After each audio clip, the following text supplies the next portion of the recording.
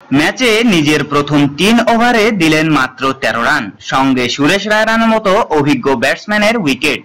এমন দুর্দান্ত বোলিংয়ের কল্যাণে ভারতের বিপক্ষে ১৬৬ রান করেও জমজমাট লড়াইয়ে ফেরেন সাকিব বাহিনী। ১৯তম ওভারে রুবেলের হাতে যখন বল তুলে দেন অধিনায়ক, তখন ভারতের দরকার ছিল ৩৪ রান।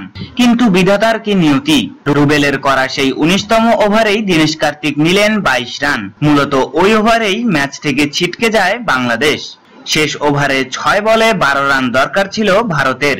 সৌম্য আশা জাগালেও স্বপ্ন পূরণ হয়নি বাংলাদেশের। শেষ বলে ৬ মেরে অবিস্মরণীয় এক জয় বাংলাদেশের কাছ থেকে ছিনিয়ে নেন দীনেশ কার্তিক। ম্যাচ শেষ হওয়ার পরেও ম্যাচের উত্তেজনা কমেনি এতটুকু। এবার কাঠগড়ায় রুবেলের সেই ১৯তম ওভার।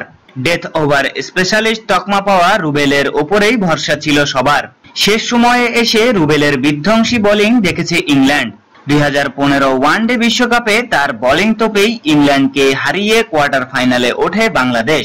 সেই রুবেলকে নিয়েই চলছে এখন আলোচনা সমালোচনা।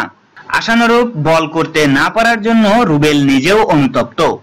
আরেকবার ফাইনালের মঞ্চে এসে শূন্য হাতে ফিরে যাওয়া কাঁদিয়েছে রুবেল সহ গোটা জাতিকে।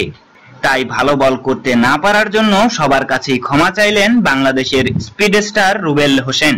সামাজিক যোগাযোগ মাধ্যম ফেসবুকে নিজের আইডিতে রুবেল লিখেন, ম্যাচ শেষ হওয়ার পর থেকেই খুব খারাপ লাগছে। সত্যি বলতে আমি কখনোই ভাবিনি আমার কারণে বাংলাদেশ দল জয়ের এত কাছে এসেও ম্যাচ থেকে এভাবে ছিটকে যাবে। সবার কাছে আমি ক্ষমা প্রার্থী, আমাকে ক্ষমা করে দিন।